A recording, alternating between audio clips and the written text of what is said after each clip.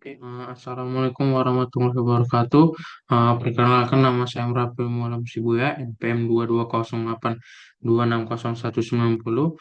Jadi di sini saya akan menjelaskan di blok ginekologi tentang vaginosis bakterialis. Jadi yang pertama itu adalah definisi dari vaginosis bakterialis. Jadi vaginosis bakterialis ini adalah infeksi vagina yang terjadi akibat jumlah bakteri alami atau flora normal di dalam vagina itu tidak seimbang.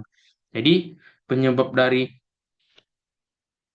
Penyebab dari vaginosis bakterialis ini bisa karena pada dasarnya ada dua jenis bakteri di dalam vaginanya, yaitu bakteri yang baik dan jahat.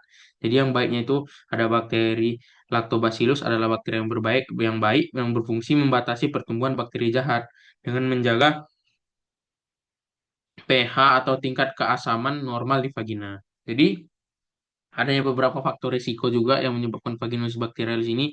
Yang pertama itu mengalami perubahan hormon karena menstruasi, hamil atau menopause sehingga jumlah bakteri Lactobacillus berkurang secara alami. Bisa juga karena merokok, memiliki riwayat penyakit menular seksual, sering berganti pasangan seksual dan tidak menggunakan kondom, menggunakan obat antibiotik dalam jangka panjang, dan menggunakan alat kontrasepsi bentuk IUD.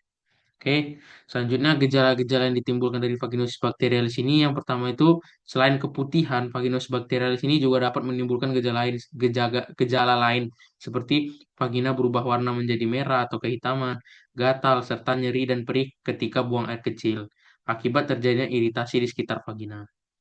Jadi patofisiologi dari vaginosis bakterialis ini yang pertama itu vaginosis bakterialis ini terjadi akibat ketidakseimbangan flora normal vagina, terutama penurunan lactobacillus atau penghasil asam laktat dan peningkatan bakteri anaerob seperti Gardnerella vaginalis. Ketidakseimbangan ini menyebabkan peningkatan pH vagina, produksi produksi amina volatis atau yang menyebabkan bau amis dan gangguan perlindungan alami vagina yang menimbulkan gejala keputihan dan bau tidak sedap.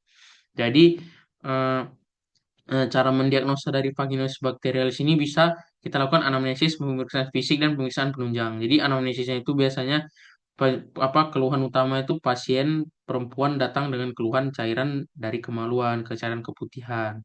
Jadi, pemeriksaan fisik yang bisa kita lakukan juga itu adalah yang kita temukan itu adalah keputihan abnormal, encer, abu-abu ini biasanya kita lakukan di pas melakukan inspekulo. Nah, terlihat encer abu-abu keputihan berbau amis khas seperti bau ikan. Tidak ada tanda radang mencolok atau tidak nyeri, tidak gatal hebat. pH vaginanya meningkat lebih dari 4,5. Bau makin kuat setelah bercampur dengan KOH dan whiff testnya itu positif. Jadi pemeriksaan penunjang yang dilakukan itu tadi tes pH vaginanya itu lebih dari 4,5. Whiff testnya atau tes aminanya itu positif bau amis setelah penambahan KOH 10%. Selanjutnya, mikroskopis sediaan basah atau wet mount ditemukan clue sel, sel epitel yang dikelilingi bakteri dan bisa melakukan gram stain bila tersedia, penurunan lactobacillus dan dominasi flora anaerob. Jadi, tata laksana yang bisa kita lakukan pada vaginosis bakterialis ini adalah kita berikan obat. Obatnya itu ada metronidazole 500 mg 1 kali 4 ke pasiennya. Hanya kita edukasikan ke pasiennya. Selanjutnya kita edukasikan ke pasiennya yaitu jaga higienitas, pakai celana dalam dengan bahan yang menyerap, tidak menggunakan pembersih vagina dan minum obat teratur. Nah, setelah itu jaga kebersihannya, intinya jaga kebersihan.